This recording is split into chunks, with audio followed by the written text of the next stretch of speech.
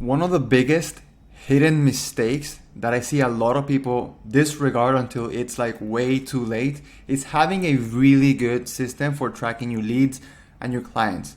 But now I'm gonna just show you how I built my thought process behind building CRMs and just pipelines for clients that were making $1 million a month, and how it's also the same thought process behind me just making CRMs for my clients who are in the range of anywhere from 5K a month to 20, 40, 50K a month, I believe. So it's the same thought process. It works for clients making $1 million a month, and it's working for people who are kind of just starting or already somewhat established. But a lot of businesses, a lot of online coaches wait until it's too late to make this thing happen, which kind of baffles me. So first things first, you don't need any fancy softwares, honestly. You could, and it'll make your life much easier, but you don't. So a lot of people, the first mistake is using Google Sheets, if I can draw. So the first mistake is using Google Sheets as your pipeline manager. You don't want that. Why? Because as you grow, it's just going to become clunkier and clunkier and clunkier. So you've obviously seen this famous funnel that everyone is just copying and everyone's just doing. But for the sake of this video, I can't draw straight, so deal with me. My mouse is like that trackpad, and it's horrible for drawing. Sorry, Apple, but not sorry, because I'm a horrible drawer. Nonetheless, though, so I'm just gonna run through this real quick. So obviously you have your top of funnel, which is like maybe your lead acquisition. So lead acquisition, and then middle of funnel might be your nurturing processes. Okay, so that's like people who already know you, kind of like you, kind of trust you. And then bottom of funnel would be your, let's call it call booking system. So call booking systems, okay? Now, everyone knows this. This is common knowledge. Everyone, 5 years, like even babies know this by now because it's pretty saturated in the market. The one thing I haven't seen anyone talk about is what happens after this. I like to call it like inflection point. Like everyone just stops talking about this. So if you see things on the left, it's because I was doing something for a client, so you can ignore that. But now probably you can ignore it. Sorry. Let's do something real quick. Can I move this? Nice. Damn, this app is really cool. All right, so nobody talks about what happens afterward. So that's why I call this the reverse funnel. And that's something I teach a lot of my clients about. And let me just show you what it looks like. So it's something like this. And that's something you have to include in your pipelines as well. You have to measure this. I'm not gonna go into the specifics of what like these stages are. Just for the sake of it, I really want to make this video super short. But you have to understand that there's little tracking points in every part of the funnel that you need to track so you can have like follow-up systems and all that stuff. So you want to have at least 2 different pipelines. When I say pipelines, I mean like how are you tracking all of this? Are you tracking like people who opt in to something via like Google Sheets? Hopefully you're not doing that. But like all the stages you want to measure, that's one pipeline. And then the second pipeline, which is pretty cool, is everything after a client has been acquired, which a lot of people don't measure, but it's also very important because you want to make sure you're tracking what your clients are doing in your program, obviously.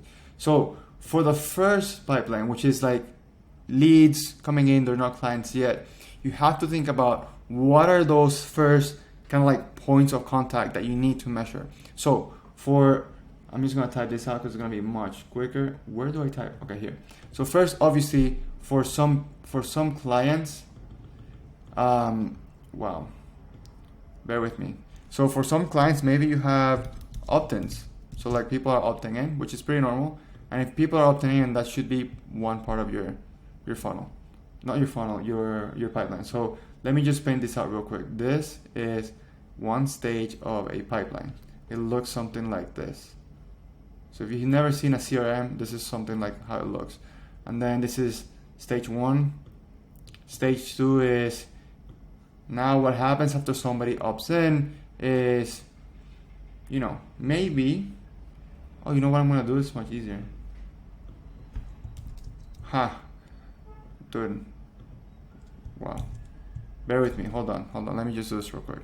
Okay, cool. Now you have opt-ins. Imagine you're tracking all of this stuff like via Excel spreadsheets or Slack or something like that. It's just a nightmare because as you grow, and you have to think about where do you want to be when you start growing. Like, do you want to still be doing Google Sheets? No. But you also don't want to use something like HubSpot because that's way too advanced and that's just going to add extra friction. You want to find a good middle point. And what I found by helping this huge clients or people who are just in the starting kind of point, I found that this is a good sweet spot. Okay, so we got opt-ins, and here's the other thing. A lot of people now, they're not doing opt-ins, but they're doing something like follower ads, which is pretty common, and you can also do that as well. So what happens after somebody opts in is that you should be nurturing them. So if you recall from this horrible funnel, lead acquisition, people are either opting in or they're following you through Instagram, which is pretty normal. And what would happen here in this white space down below is just the name of the lead. So we just say lead X for now. So let's say lead X opts in. What happens afterwards is that probably you or somebody else is going to nurture them so that you can get them through the next step, which is maybe you pitch them a call, right? So say if you're doing the follower ads, what's the next step is that maybe, hey, you pitch them a call. So now instead of this person being an opt-in, is you're already in the conversations and you did call pitch, which is pretty common. So now this is for follower ads, okay? But what happens if it's somebody in the opt-ins? Maybe what you can track here is maybe they clicked on opting in to seeing your booking page. So maybe what you can do here is booking page clicked. This is also pretty common, but a little bit more advanced. So if you're in the little less advanced area, this is where you want to be, like the second line. But if you're somebody doing, something more advanced, this is something that we would do. Like I would track this stuff. Then what happens after the call was pitched to lead X? Then obviously the next step is that this guy came to the call. So sorry, the call was booked. So the call is in our calendar. And this is the same thing for both people. So like for those funnels, call booked is really good. Then after call booked, obviously is either call taken or no show. So we also want to have a no show here, because if they no show, we want to either opt them into a follow-up sequence, or we want to make sure we personally follow up with them. Or instead of no show, we have call taken, and in the call taken, you either lose them, you close them, or you win them. So we can do, you win them or you lose them. Wow. So you can do win, closed, or we can do something like client lost, okay, or prospect because they're not a client.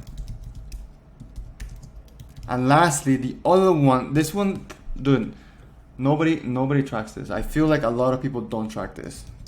Is you want to have a very important follow-up pipeline stage. Pretty much, if you do all this, you're pretty much good to go. Now, a lot of people just stop here. You don't want that. Or a lot of people spend a lot of the time doing this, or even they don't, but a lot of people spend a lot of time just doing this. Like, I want to track just the first funnel, and when they start taking clients in, it becomes a mess. They have a spreadsheet. They have all the things, all the details scattered around on spreadsheets, on Google Sheets, on Google Docs. Like it's a mess. I've seen it. You don't want to do that. So the next pipeline that you want to have is a client pipeline. Okay, so for the client pipeline, it's going to be much easier. So the first thing that lead X is going to do is onboarding steps. Now this is different for everyone, but onboarding steps could be, we sent them the contract, they signed it, whatever. Then what happens after the onboarding stage is completed is client started. Pretty simple. And now this is why I built this one-on-one with my clients, because everything's different. But what happens after your client starts? Do you do some sort of call? Do you give them access to something? So all of these stages here are kind of like, I can't give you examples because everyone's just different. But basically what happens is something that you have to track is when they're almost done with the program, you also want to follow up to either do ascension or some sort of continuity program, right? So client is almost done. You want to do a ascension. I don't know how to spell ascension, so I'm not gonna even try. Ascension, AS. Make fun of me. I don't care.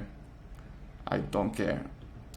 There we go. Ascension to a follow-up. All the stages here are kind of like, you know, you have to think for yourself. But the important thing about a CRM system just like this is that you have a tracking system for your CSMs, which are your client success managers, at least in this stage here. But you also have a tracking system for your setters, your closers, and yourself to see how deep the pipeline is, and to see if you have a full calendar, to see if there's a calendar full of good leads for your closers, for you, for your setters to work on. And obviously, because if the pipeline is kind of thin, running dry, you also want to have a follow-up pipeline stage so that your setters can go through or your closers can go through to make some sort of follow-ups or re-offers. Pretty simple, right? And then I know I mentioned a third pipeline, but I don't want to make this video super long. A third pipeline could be if you have different coaches, if you have different people in your program that are like CSMs, something like that, or if you're a fitness coach, you might have assistant coaches. If you're not a fitness, but in your other program, you have CSMs, and the CSMs manage different types of clients. You can do every stage is a CSM, and then inside of here you have all the clients with all the notes. That's kind of optional, but at least minimum you want to have some sort of like CRM that tracks your leads, because if you're not doing follow-ups, if you're not doing prospect loss, if you're not tracking no-shows, you're literally leaving thousands and thousands of dollars, if not hundreds of thousands of dollars on the table up for grabs for your competitors, because they're doing this stuff and you're not doing this stuff. This is why it's so important to have a system to track your leads. It doesn't have to be anything fancy. You want to have something better than Google Sheets, please. And that's it. If you have any questions on CRM tracking systems, just drop them down below. Drop me a question or whatever it is. If you like this, thumbs up, and I'll see you on the next. Oh, by the way, before I leave, down below I'll link a video on how you can implement this system in all of your other systems to make sure you have a golden program, because a golden program has to include systems like this, content systems, sales systems, and other systems that I just out of my mind right now. But if you want to see how to incorporate all of these systems inside a golden program to make sure you can scale your online coaching business and you can help thousands of more people and grow your coaching business to the level that you deserve, then check down below. I'll link the video down below. If you have any questions, let me know, and I'll see you on the next one.